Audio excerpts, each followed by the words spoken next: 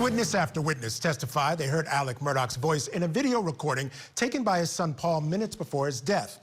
But in his third police interview shown to the jury just yesterday, Alex says it must have been someone else. Maggie was heard in the background,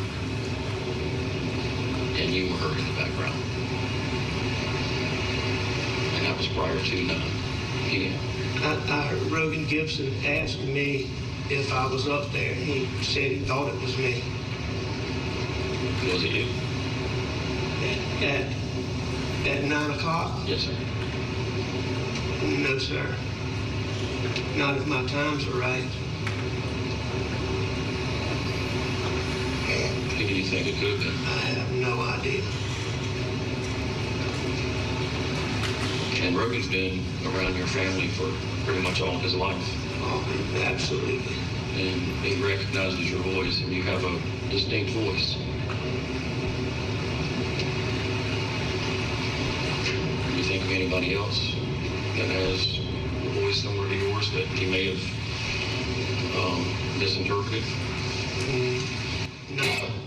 No, sir.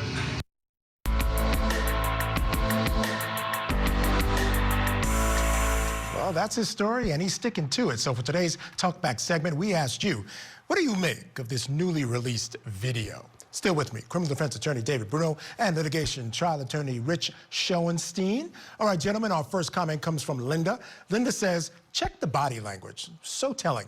The fact that he was this prominent lawyer didn't make him adept at hiding his guilt in this interview. And David, I'll start with you. There's a point to be made there. You see, he's sort of crossing his arm across his body. Conventional wisdom is that that's a posture of either keeping someone away or not being truthful. But at the end of the day, the defense has to deal with this in some way, shape, or form. And they were dealt a bad hand with this whole thing, but they got to deal with it. Absolutely. This is the biggest problem that Murdaugh has. And it's his denial that he was at the crime scene just prior to the murder. And that's why that timeline, those text messages are so important.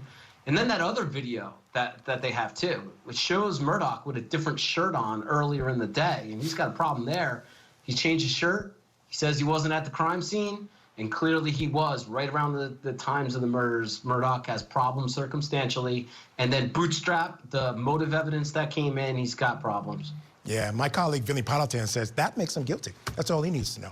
Our next comment comes from Susan. Susan says, if a police officer had asked me that question, I would have been in bits and pleading no, no, no. Interesting. I like that term bits. I wonder if she's from the UK.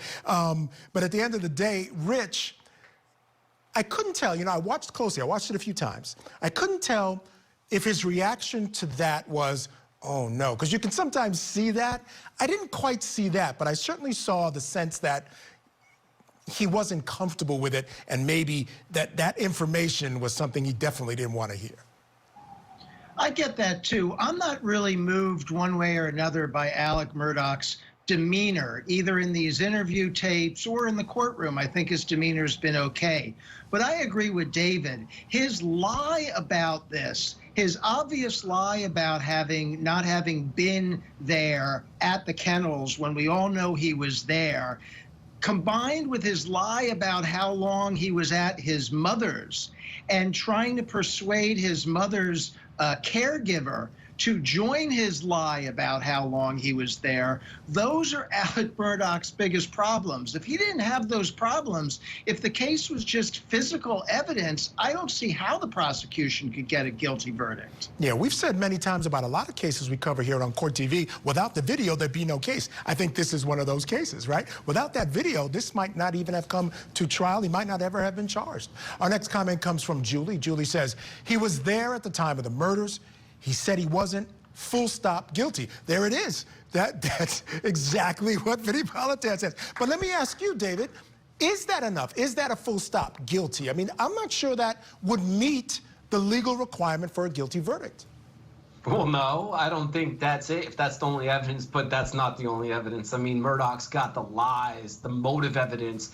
We've literally just heard about a week and a half of testimony about bad character that's couched as motive evidence. He's lied, he's a liar, he's a thief, And then when the jury gets in there, all they need to take is that piece of evidence in conjunction with the circumstantial evidence and the motive evidence, and this is going to be a guilty verdict in my mind. Interesting. They're inching closer and closer to it. I'm still on the fence on this one, but certainly they're getting closer. All right, thanks to Rich Schoenstein and David Bruno for joining me tonight. Truly appreciate it, you guys. Have a great evening. I'm Michael Ayala.